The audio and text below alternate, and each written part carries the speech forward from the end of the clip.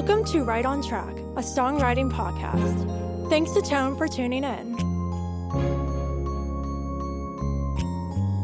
I'm Demi Michelle Schwartz, and I'm thrilled you're joining me on my songwriting journey. So kick back and relax, don't fall flat, and remember, stay right on track.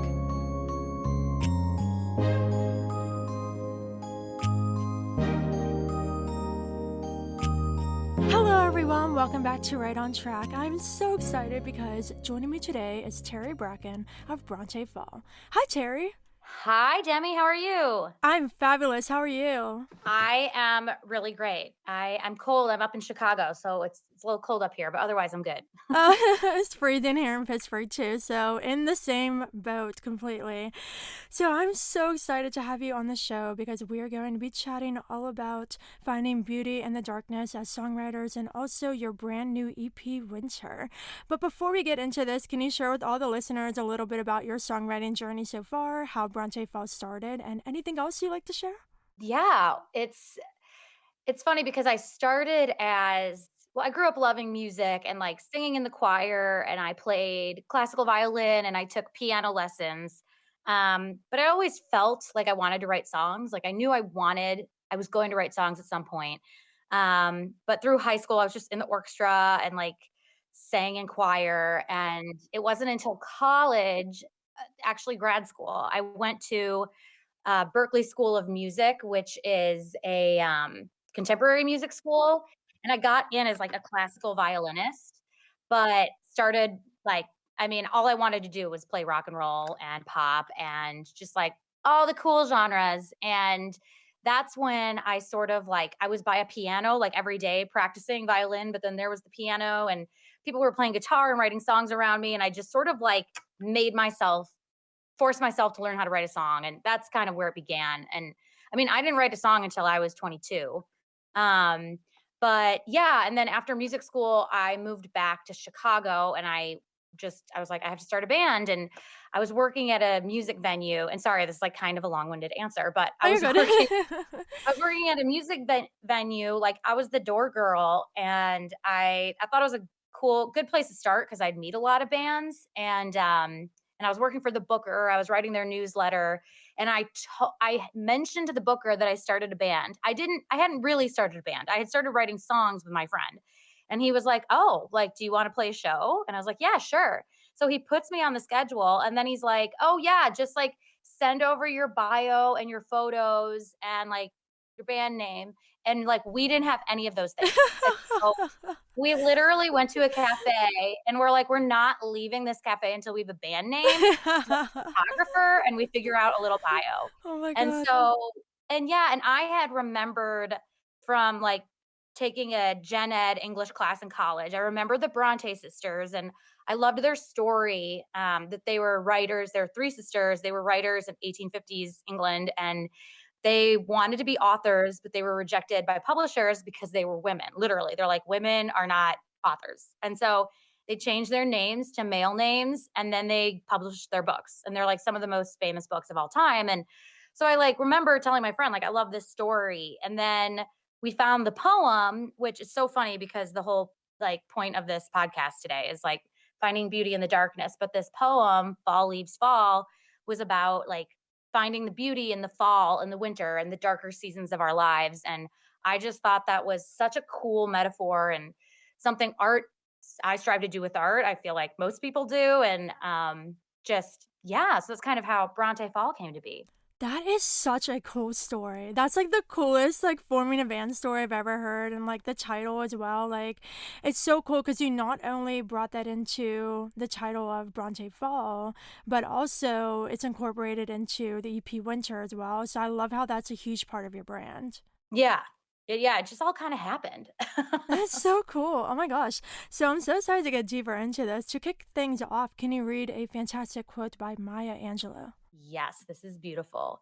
We delight in the beauty of the butterfly, but rarely admit the changes it has gone through to achieve that beauty. What does this mean to you?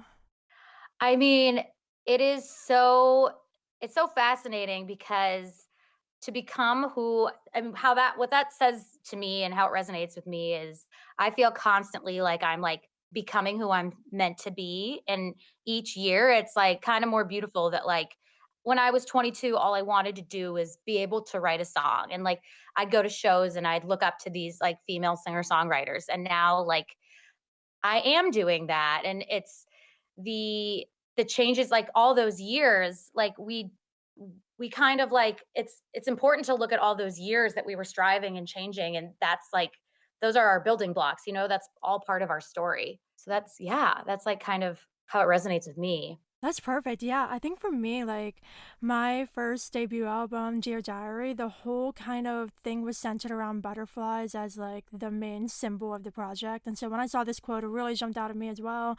And I think for me, like when you look at a butterfly and its a journey of metamorphosis from, caterpillar into a butterfly, there has to be struggles in that. And it's very symbolic of starting out as something smaller and maybe less significant, but going through the struggles and the darkness and that real challenge of transformation. And I think as songwriters, when we start out, we have this big dream, but maybe not necessarily ways of getting there. We don't know how to get started. We don't have confidence and other things going on in our lives that are dark moments. We have to work through all that in order to become these beautiful butterflies that we are. And so this quote really resonates with me as well. And I think as we continue to grow and go down our journeys, we will just continue to grow and grow and grow. And I think that's so beautiful. Yeah, totally. I mean, that's such a good point. It's like, and we all have a butterfly, we all turn into butterflies. And like, yeah, it is interesting to look back and see the struggles and the things that our metamorphosis, really. For sure. What our metamorphosis. Yeah, I love Yeah, that. yeah, for sure. So I know both of us, we really turn to songwriting to process things, and that's why we're going to be talking all about finding beauty in the darkness. So, why is songwriting such a great outlet for you to process things in your life you might be going through? I hope my answer is sufficient, but like I really feel like so lucky that I have this outlet to process my feelings, especially like these darker seasons. And 2020 was, so hard for all of us. And I've had various things going on. Like my dad is battling cancer, and I went through a breakup in 2020. And if I, the like, songwriting helps me make sense of it. It helps me comfort myself. And like, I don't know what other avenue I could use if I didn't have songwriting to process. And it's so satisfying too. You write something and first it's you create beauty out of your pain, and you write something and you make sense out of what you're going through, but then you have this product and you can touch other people with it. And like I just think that's so special. I don't know another avenue to like to process and release. I just think that's such a special outlet. And even growing up playing violin and singing and whatever, I don't know, it wasn't until I found songwriting that I was like, wow, this just like it I needed like all these different things to help me learn how to songwrite, but this is really the most pure way I can express myself and process my pain. No, exactly. I completely agree. Like I grew up, playing piano since age 10 and then did the whole choir thing and learned guitar. But like you, I never really discovered how much music and songwriting can help until I was actually doing it. And I think the coolest thing is like going back to the butterfly metaphor, like you take something dark and painful and turn it into a song, almost like a butterfly that's so beautiful and so tangible and something you can actually listen to back, something you've written and say, okay, this is how I was feeling. Now I processed it through writing the song, but now you're able to like see it reflected back at you and make sense out of it even more. And I think that's so, so important. And that's something I definitely do with my writing. Because a lot of the songs I write are about more deeper, more personal topics. And I think it's because we turn to our craft in order to work through these things. So, what was this process like for you while creating Winter? Well, I use the word organic because again, it was 2020, and I was in the process of releasing an EP called Finishing School, and like the world shut down. And so obviously that like sort of stopped everything, and I had like all these shows lined up and everything. And but yeah, so I had extra time on my hands and was going through so much stuff. And my friend who I'd worked on finishing school with, he's a producer, and, like, we just got together when we could. Like, we were working at the beginning of 2020, and then, like, the world shut down, so we didn't see each other for 3 months, and then we started to get together in the summer whenever I was in town, like, and I mean, it was, oh my gosh, Demi, it was just so insane because, a tornado whipped through Nashville, and, like, I was displaced from my home for 2 weeks, and then the world shut down, like, and so then I went home to Chicago, and when I came back, I needed to move, and my dad was also in the hospital in Ohio going through cancer treatments, and so, like, it was just like I was all over the place, but I was writing the whole time, and when I was in Nashville, I got together with my producer, and we just recorded, and the thing is, I feel like my other albums have been, like, very contrived and thought out, like, this is how it has to sound, and with this, it was like, I don't care what comes out of me. I just wanna have fun. Like, I wanna, like, maybe I'll go a little more pop on this song because I'm feeling it. Maybe we'll do this on this song. Well, like, and so it just like like pieced together through 2020, and I feel like a lot of it was like organic. It was about letting go. It wasn't about like holding up to some rules that I put like made myself. Like I have to sound this certain way. It was just like whatever comes out, and it was just like so liberating and fun. Really. Wow. No, that's incredible. I love that so much. And I think, after listening to the EP, I can definitely hear the emotion and it feels so real and authentic. And I think you making the point of not necessarily binding yourself down by rules and what things are going to sound like and this, that, and all the things that go into creating music, you truly wrote what you felt at the time and got those emotions out. And you can definitely hear that in the music. And I think that's so beautiful because that's where like the true magic happens. I think when we as songwriters can get so focused on the craft and the sound and the recording, we can kind of lose a little bit of the authenticity and, the inspiration and the magic we felt when we started to write these songs. But the fact that you kind of brushed all those things aside and said, we're just going to record this and whatever it comes out sounding like, that's how it is. And this is real and this is me right now. I think that's so beautiful. Yeah, thanks. Yeah, it is. It's just so funny in this industry that, yeah, it's like, oh, I have to sound like this and be on this radio station and like align with this artist. Like, I feel like that is something I usually think about. But the 2020, I was like, I don't need to pay attention to anything, any rules. Yeah. Right. Yeah, exactly. Completely. So now let's go through track by track with Winter. So, starting off with the very first track, can you talk about this one and kind of the story behind it? Every damn time. Yeah. And the basis of this song is the Shakespeare quote, to thy own self be true. And it was 4th of July of 2020. And this was like, pretty much like when I was going through my breakup, and I was at my grandfather's house, 4th of July, like I was sitting on a floaty with a strawberry daiquiri, and I had my journal out, and I was just writing down everything I wanted out of my relationship that I wasn't getting. And it's really about like respect and kindness and what I want out of a partner. And I just like I journaled at that point, but I like kind of like wrote this bop, and it's really a bop of perseverance. And I don't think anyone should ever lose themselves in a relationship, which is what I did. Like sacrificed who I was, and I just didn't even recognize myself anymore. And so I just like had to take my power back, and that's kind of what this song is about. That's incredible. It sounds so empowering as well. And can I just say, like, I love how you're pulling so much from literature. Like, I'm literally getting my degree, my master's degree right now in writing popular fiction. So, like, I'm all in the English thing. And, like, it's so cool to see how you're drawing all your inspiration from literature and poetry and all that. It's so cool. What was your biggest moment of realization with this song, whether that be during the writing process or the recording? I think um I think it was during like the writing process where I realized I wanted this to be a fun song. I wanted it to be a bop and like people to dance to it. I didn't want it to be like sad. I wanted this to be like empowering. Um and like it again like with like the whole metaphor that we're going with, like I drew from a sad place, and like I wanted to make this celebratory, and I feel like that happened, that was like the shift I deliberately made when I was writing it. Was like, okay, this is gonna be positive, and this is gonna be empowering, and because it could have gone another way. I could have written like a really sad song about how I was feeling, like, but I wanted to make it like I wanted to make it hit and I wanted to make it fun. That's So, awesome. I think a lot of times, like, I've definitely been in the position too where, like, I have an idea for a song and it just naturally is a more sadder, darker topic. And so your natural tendency is to, like, write a slow, sad song in a minor key or whatever.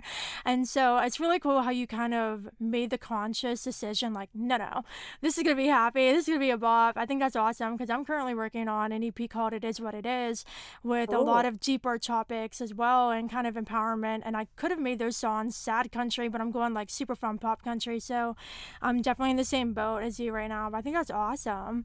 So yeah, so your next track, Indiana, let's hear about this one.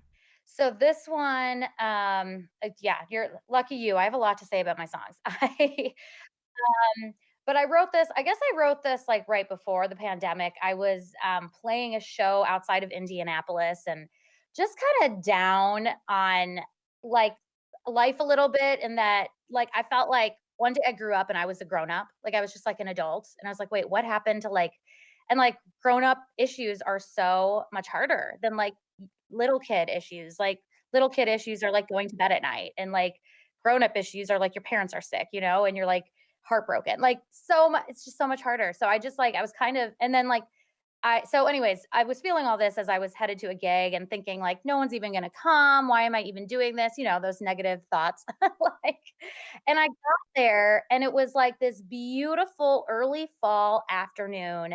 There were like 100 people there. They were all on blankets and it was just so serene and beautiful. And like people had showed up and there were these two girls while I was setting up the stage. There were two girls in front of me and they're sitting Indian style and playing patty cake like with their hands. Aww. And I just like I hadn't seen that in so long. And it like touched me. I don't know. I had a moment there, like thinking like, oh my God, to be a kid again would be so great. And so I was inspired while I was in Indiana, basically to write that song. And so and I am from Illinois. So it was kind of like Midwest vibes, but it is really like it is a nostalgic piece about missing childhood and realizing, there is no arrival. You think when you're little, I think like when I'm little, I think like, oh, I'll arrive at adulthood and everything will make sense. And like I'll have life figured out. I won't have any more questions. Like there won't be any more mysteries. And that's just like not the reality. There's like no arrival. You never figure it out. Right. No, exactly. And I love how you kind of bring that topic into the song too, because that's something everybody faces. And I think another thing with this project is that so much of it is universal. Like when you get into these deeper, real life things, you're talking about very real things that everybody goes through and these darker moments. Like that's something that no matter where you are in the world, you have similar experiences and being universal in your music is so important. And I think that's really going to lead to a lot of connections with listeners because they're going to see themselves in that. Awesome. Agreed. Oh, yeah, for Thank sure. So the you. next track, track three, let's hear about this one.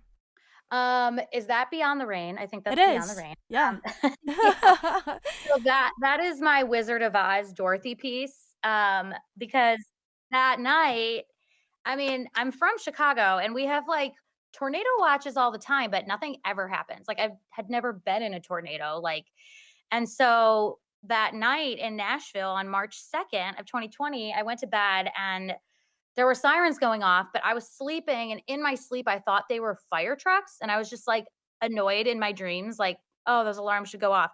And then, obviously, 2 trees fell above my bed while I was sleeping, and my body, like, threw itself out of bed. Like, it wasn't even my brain acknowledged it. It was like my body, like, jumped from the sound, and I stood in the middle of my house that night. I had, like, a little tiny house, but, and the windows were rattling and I just like I thought I was going to be Dorothy. I thought I was going to be Dorothy and fly away with that tornado.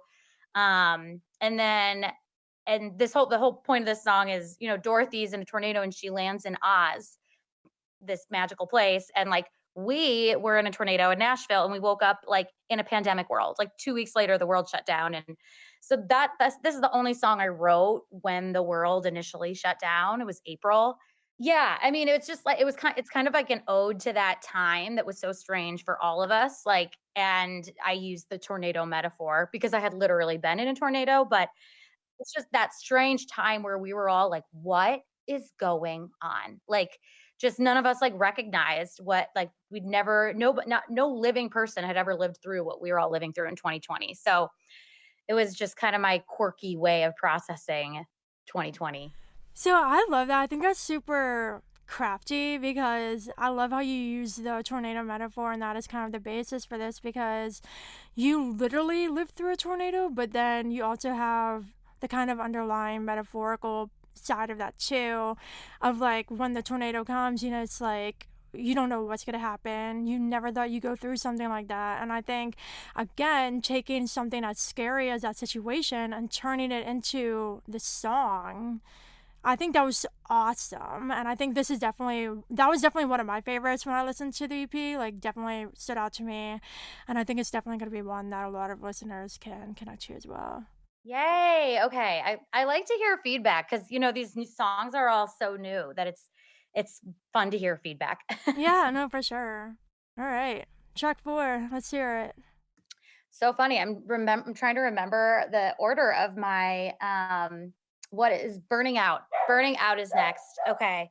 Um so this one was again a kind of a breakup song, but I loved the metaphor of like a shooting star where like shooting stars at the beginning like are so beautiful and they shoot across the sky and it's like a wonder in the sky.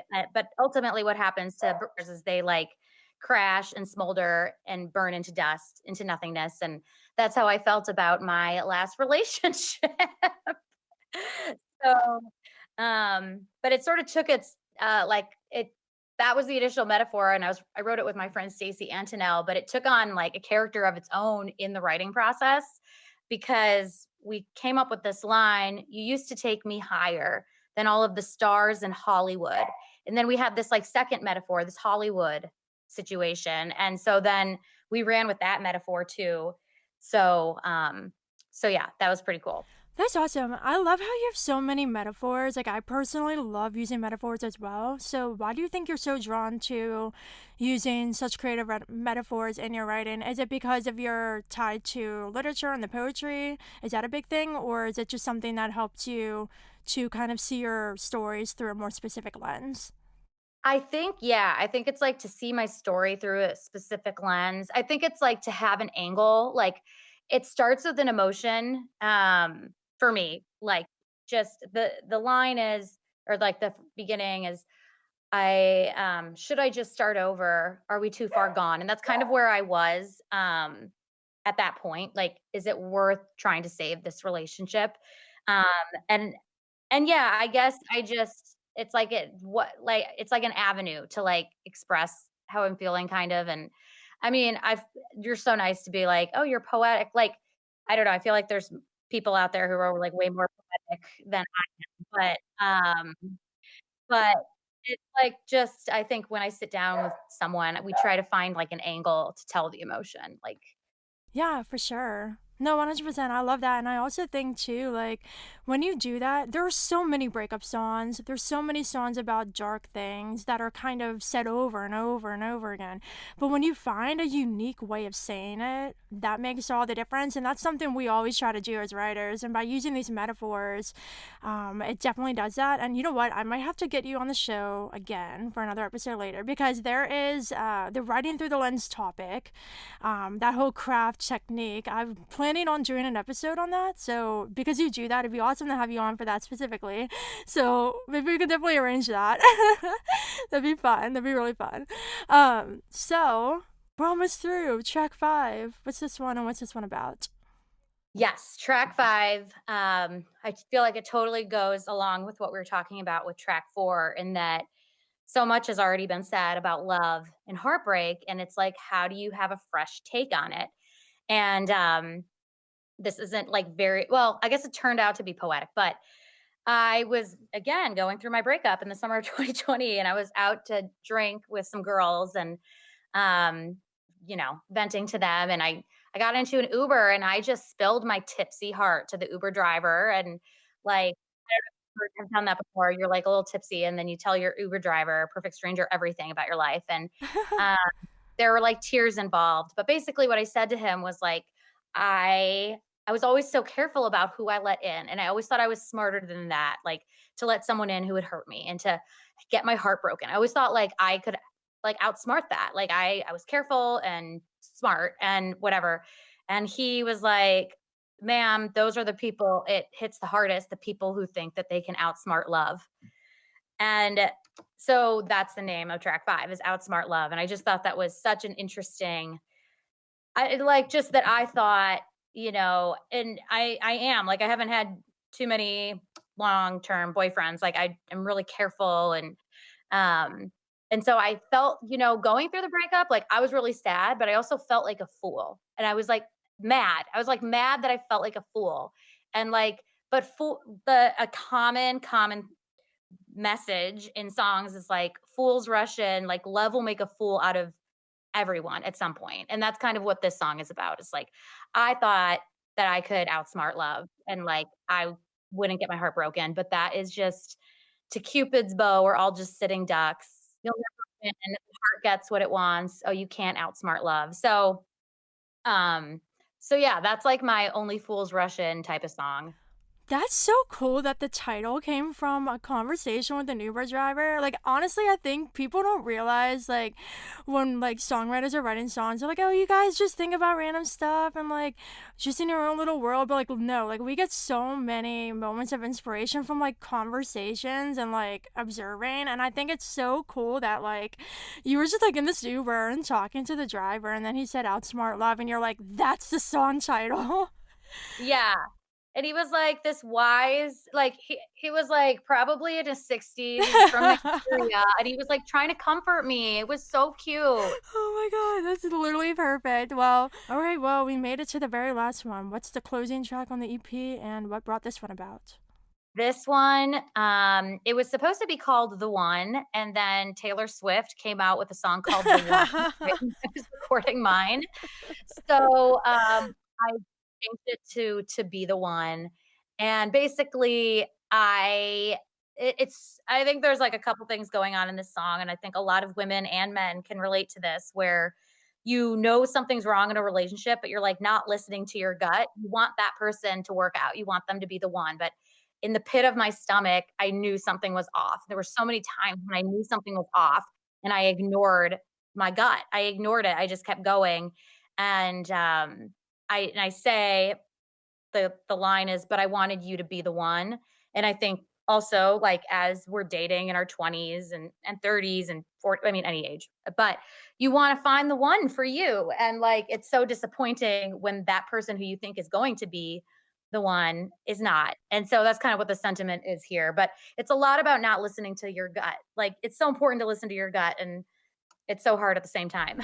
Yeah, for sure. What was your decision making process of selecting this one as the last track? It's the ballad. It's I don't know, I just kind of wanted like a strong ballad for the last song. I Okay. I felt like this was always the last track on the song. I don't know. No, that makes no sense. Great. I loved hearing about all the songs. Awesome, awesome. But as a whole, what do you hope your listeners take away from this project in terms of the finding beauty in the darkness concept that we're talking about?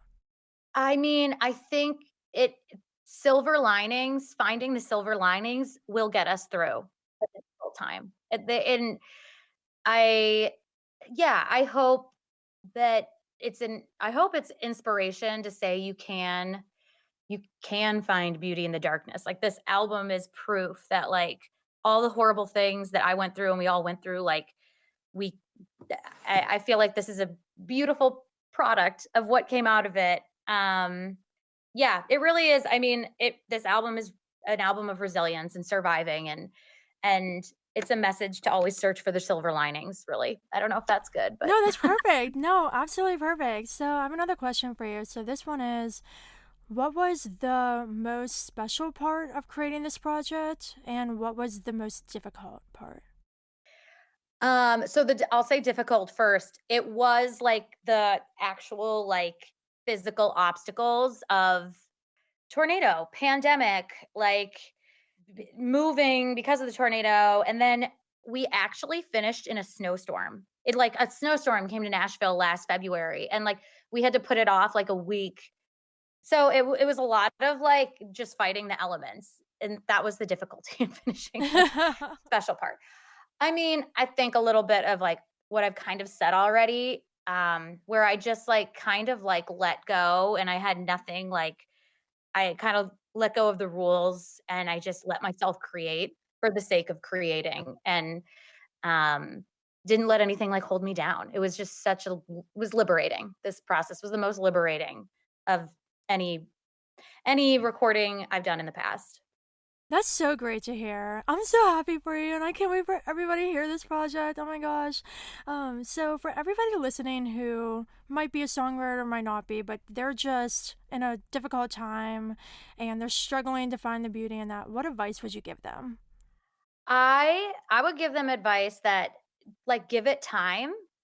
I mean, this is so cliche, like, keep moving, but, like, I do feel like in my own life, you do give it some time and you like, younger I look at, like, again, just talking to you, like, I look at 22-year-old me, who all I wanted was to be able to write a song and, like, someday have enough courage to play on stage as a singer-songwriter, and, like, but I have done that and then some. Like, this is my 3rd studio project, and, like, I had enough belief in myself somehow, even through all the negative talk, and but I've made it, so I just feel like time will tell, and, like, just have just a speck of belief in yourself. I love that. Absolutely beautiful. Wow, you're so inspiring. And this has been such a great conversation. And, when this episode drops on March 6th, the EP will be out. So look at your future self. How does it feel? Yes, I'm so excited, Demi.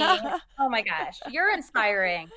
Oh, thank you. No, it was such an honor having you. I love chatting with you. Can you share with everybody where they can find you on social and listen to your music?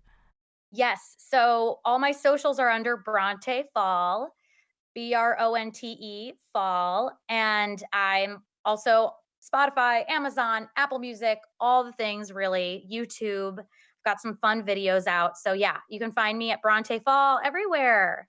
Awesome. Well, it was such an honor having you. We're definitely going to get you back again for that Writing Through the Lens episode. We'll make it happen. It'll be fun. I always love to have guests back more than once.